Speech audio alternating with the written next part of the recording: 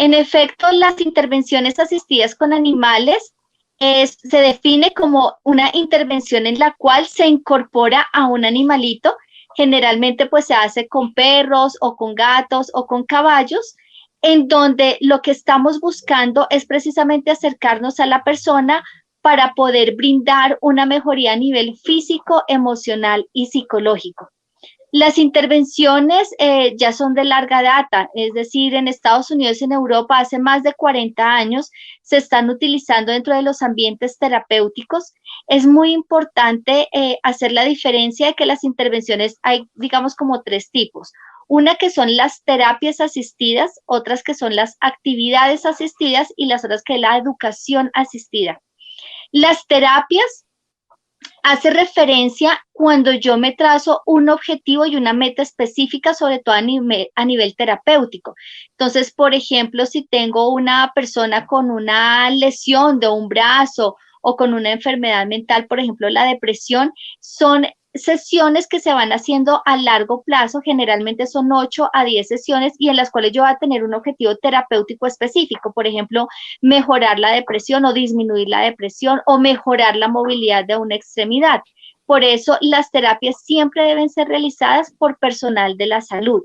Cuando hablamos de personal de la salud, depende del área en la que yo quiera precisamente hacer la intervención. Pueden ser médicos, pueden ser enfermeras profesionales o enfermeros profesionales, fisioterapeutas, psicólogos, por ejemplo. Las actividades asistidas con caninos o pues con animales generalmente son de índole lúdico. Es cuando yo tengo un objetivo específico para un momento puntual. Por ejemplo, se utilizan mucho en los entornos laborales.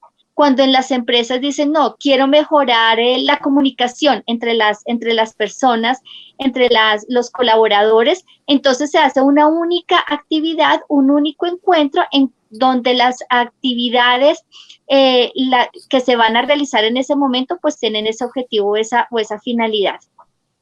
Y la educación asistida con perros, con caninos o con animales, precisamente es donde incorporo a un animalito para poder crear ese vínculo para facilitar un proceso de aprendizaje. Se debe ser dirigido por personas especializadas en la parte de educación, en la parte de pedagogía.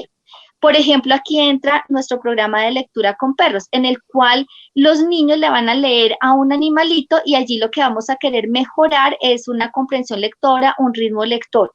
Por ejemplo, la educación asistida también requiere de varias sesiones, porque yo también me estoy trazando un objetivo o una meta la cual quiero alcanzar. Por ejemplo, mejorar, no sé, la fluidez de la lectura o la comprensión de un tema específico en el aprendizaje de un niño, un adolescente o un adulto. Tener en cuenta que cuando nosotros hacemos las intervenciones hay, digamos, como unos protagonistas específicos. Uno que es el experto, es decir, esa persona que es profesional en el área de la salud, como lo mencioné, o de la educación. La psicología está dentro de las ciencias sociales, ¿cierto? Que es una persona que, digamos, por su formación profesional o por su formación de base, sabe llegar a las personas, sabe adecuadamente dirigir un tratamiento o una sesión. El otro es el técnico. El técnico es el que maneja específicamente al animal. Es el que está entrenando al perrito, por ejemplo, y nos acompaña en las sesiones para que se pueda, digamos, hacer las actividades. Es el que le da el comando a los perritos que están previamente entrenados, ¿cierto? Para que se sienten, den una pata o giren o vayan a un lugar específico. Gracias, Ángela. Y antes de seguir con nuestra siguiente pregunta, saludamos a Bella, esa mascota tan hermosa que te está acompañando hoy. Y bueno, vamos con nuestra siguiente pregunta, Gabriel. ¿Cualquier animalito, gato, perro, caballo, cualquiera, puede intervenir en uno de estos tratamientos, de estas terapias?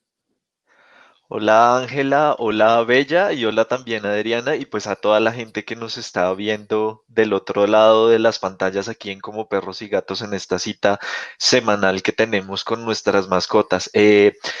Cualquier animal, digamos que podría funcionar para este tipo de terapias, necesita, eso sí, recibir pues el entrenamiento adecuado. Los ideales, pues Ángela habló de perros, también hay terapias asistidas con gatos, también hay terapias con caballos, incluso delfines. Entonces, de acuerdo a la finalidad que se esté buscando, hay unos animales que son mucho más fáciles de entrenar, mucho más efectivos en el tratamiento que buscamos o en la finalidad. Entonces, dependiendo a eso, definitivamente los vamos a usar, teniendo en cuenta que hay ciertos animales que es fácil de entrenar y que es posible entrenarlos y que hay otros animales que definitivamente pues la gente tiene como cierta aversión, como por ejemplo no podríamos hacer una intervención, una terapia con una serpiente, pues porque sabemos que mucha gente les tiene como cierto recelo, cierto temor. Entonces, digamos que se usan principalmente perros, gatos, caballos y delfines. Qué bien, qué interesante.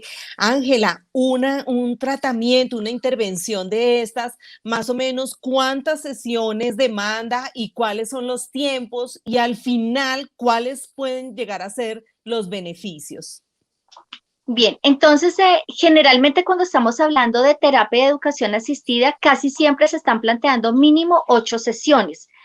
Cada sesión debe tener una duración aproximadamente de unos 45 minutos a máximo 1 hora, porque también tenemos que tener muy en cuenta el bienestar animal.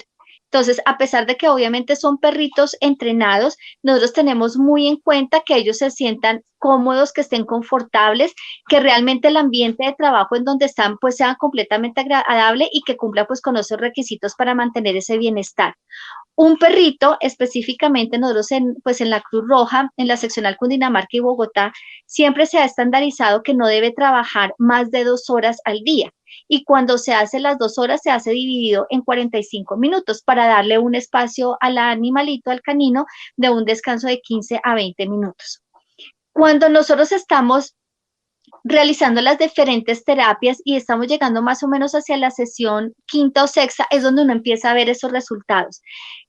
¿Cuál es el principal resultado? Lo primero que uno empieza a ver en las pocas sesiones que se van haciendo, y es la empatía con el animalito. Y precisamente esa empatía hace que haya muchísima adherencia a los tratamientos que se están haciendo.